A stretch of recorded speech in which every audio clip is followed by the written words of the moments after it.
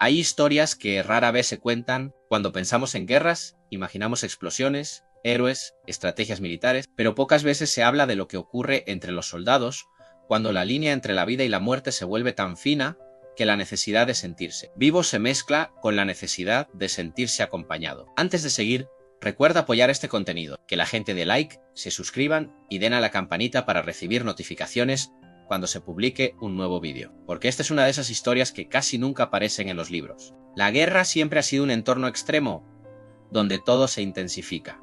Las emociones, los miedos, la soledad. Los soldados pasan meses, incluso años, aislados del mundo civil, sin contacto con mujeres, sin referentes afectivos, dependiendo emocionalmente unos de otros. Esto ha llevado a que, a lo largo de la historia, se generen vínculos entre hombres que van mucho más allá de la camaradería militar clásica. Y sé que este tema puede sorprender a muchos, sobre todo porque hablamos de soldados heterosexuales, hombres que, en su vida civil, nunca habían cuestionado su orientación, pero que, en la guerra, encuentran en otro hombre una forma de afecto y desahogo que se convierte en supervivencia emocional. Ese matiz es esencial. No hablamos de identidades fijadas ni de etiquetas modernas, sino de circunstancias límite que llevan a comportamientos muy humanos. No es algo nuevo. Ya en la antigua Grecia, especialmente en Esparta o en el batallón sagrado de Tebas, se promovían vínculos afectivos muy fuertes entre soldados para aumentar la lealtad y el coraje en combate. Hay estudios que cuentan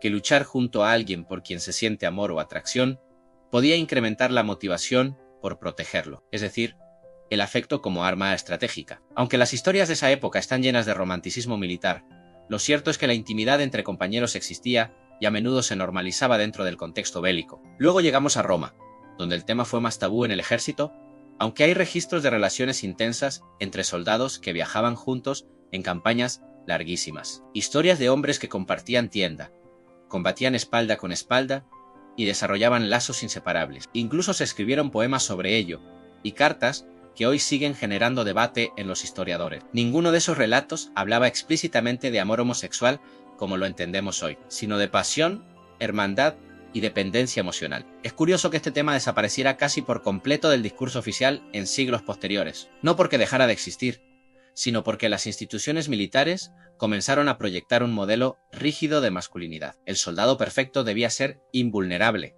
fuerte y, sobre todo, heterosexual. Pero la realidad dentro de los barracones, las trincheras o los campamentos a menudo era diferente. Durante la Primera Guerra Mundial, por ejemplo, los testimonios de soldados en cartas privadas o diarios personales muestran una intimidad sorprendente entre compañeros de armas. Muchos describen cómo dormir abrazados les ayudaba a soportar el frío y el terror nocturno. A veces, esos abrazos se convertían en algo más no como una fantasía erótica filmada para el consumo moderno, sino como una necesidad humana de contacto. La guerra destruye tanto que cualquier cosa que recuerde a la vida se convierte en un tesoro. Y sí, eso incluye el afecto físico. Lo mismo ocurrió en la Segunda Guerra Mundial, aunque la censura fue aún más fuerte. Pero el material escrito que ha sobrevivido y varios estudios sociológicos muestran que era relativamente común que soldados mantuvieran una relación íntima con su compañero más cercano a un hermano de guerra, alguien en quien confiar hasta el extremo. Lo interesante es que muchos de esos soldados,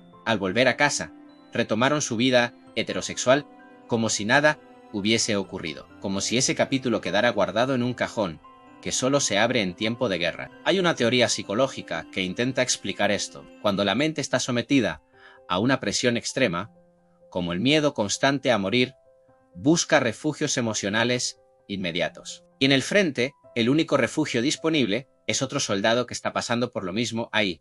Se borran líneas, ahí se desdibujan conceptos.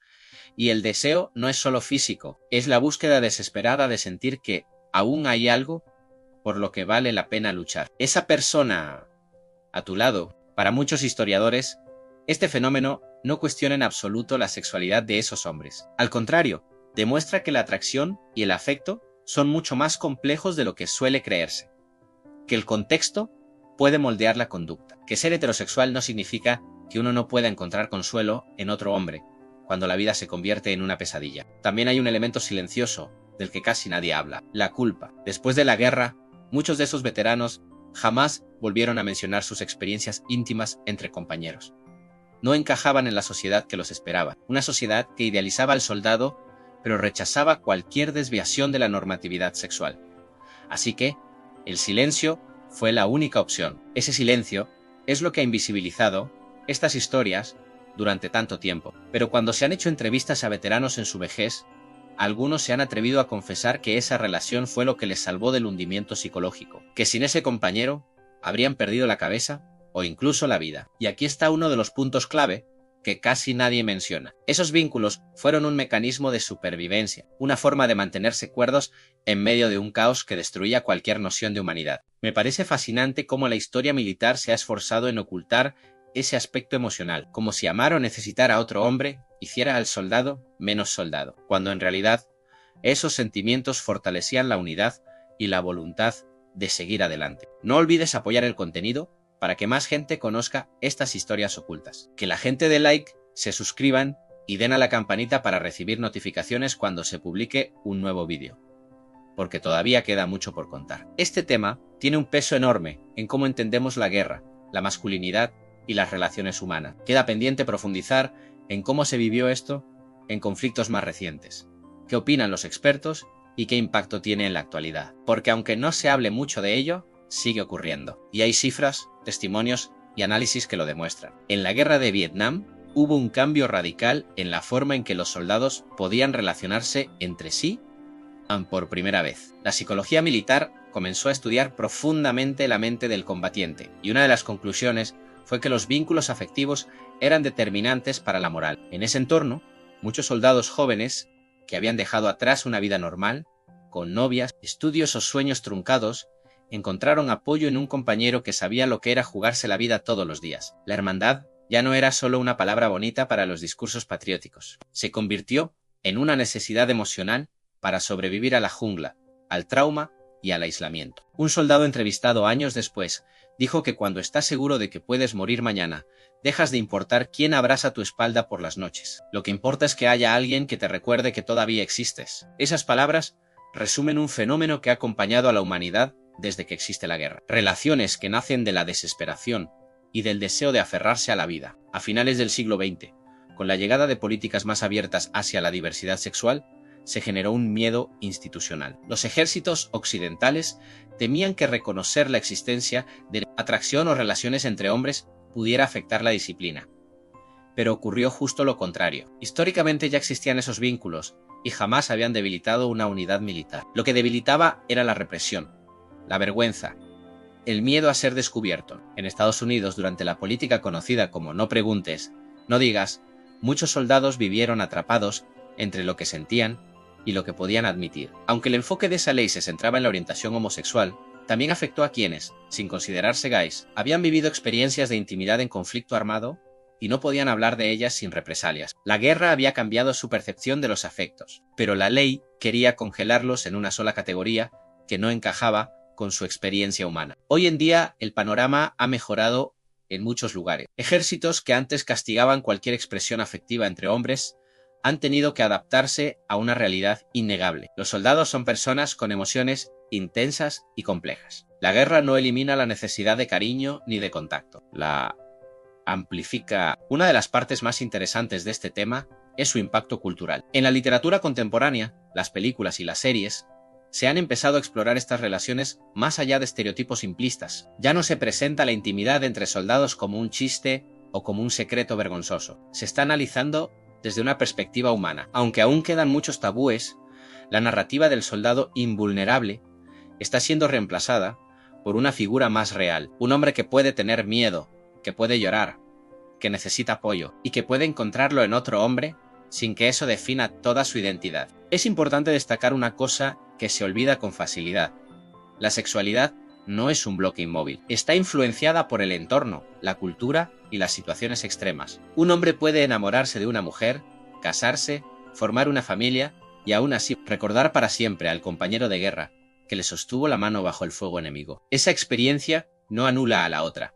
Ambas forman parte de su historia. Ambas son válidas. Otro punto clave es cómo estos vínculos pueden resultar traumáticos después del conflicto. Cuando un soldado pierde a su compañero más cercano, el golpe emocional es brutal. Y muchas veces no puede ni siquiera hablar de ello abiertamente porque nadie entendería por qué esa pérdida duele de un modo tan profundo. Las guerras no solo dejan cicatrices físicas, dejan cicatrices invisibles que permanecen toda la vida. En entrevistas realizadas por historiadores y psiquiatras especializados en veteranos, se recogen testimonios que hablan de amores secretos no consumados o de relaciones intensas que tuvieron que enterrarse al regresar. Me parece fundamental recordar que estas historias no son fantasías modernas, son parte legítima del pasado humano y necesitan ser reconocidas para entender todos los matices de quienes lucharon en guerras que marcaron el rumbo del mundo. Además, el estudio de estas relaciones ayuda a comprender un fenómeno muy actual: la salud mental en el ejército. Porque si la guerra lleva a los soldados a apoyarse entre sí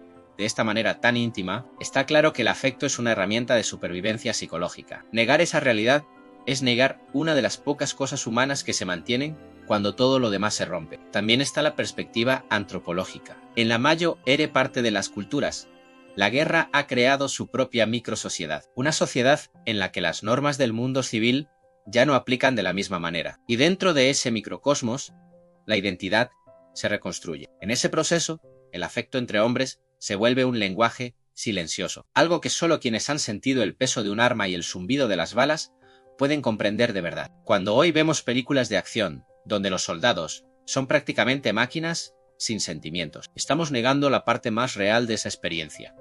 La guerra exagera todo: el dolor, la violencia, pero también el cariño, la lealtad y el deseo de sentirse vivo. Quizás por eso tantas películas y novelas donde hay dos compañeros inseparables generan sospechas o interpretaciones. Tal vez porque, aunque pocas veces se diga abiertamente, todos intuimos que detrás de esa unión hay algo más profundo que la simple amistad. A medida que avanza el siglo XXI, la investigación histórica está empezando a recuperar estas voces silenciadas, no para convertirlas en un discurso militante, sino para contar la verdad completa. Los soldados que se jugaron la vida merecen que reconozcamos todas sus dimensiones, también la emocional, también la afectiva, aunque a algunos les incomode. Personalmente creo que estas historias humanizan la guerra. Nos obligan a ver a los soldados no como piezas de un tablero, sino como seres que aman, sufren y buscan consuelo. Y si ese consuelo lo encuentran en otro hombre, eso no debería ser motivo de escándalo, debería ser motivo de reflexión, porque habla de la fuerza del contacto humano incluso en los lugares más oscuros. Si algo he aprendido investigando este tema, es que la guerra deshace muchas certezas. Nos enfrentaría a todos a una versión de nosotros mismos que tal vez no imaginamos. Quizás por eso, cuando estos hombres volvían a casa, guardaban silencio. No porque hubieran hecho algo malo, sino porque la sociedad no estaba preparada para escuchar lo que realmente ocurre cuando se mira la muerte a la cara cada día. Y aquí está la clave final. Hablar de estos vínculos no es un intento de romantizar la guerra, en todo lo contrario. Es exponer que, incluso cuando el mundo se desmorona, el ser humano sigue buscando cariño, que el afecto no entiende de trincheras, y que la masculinidad militar tradicional ha intentado esconder una verdad demasiado poderosa. Los soldados son humanos, y esa humanidad muchas veces se salva gracias a otro hombre.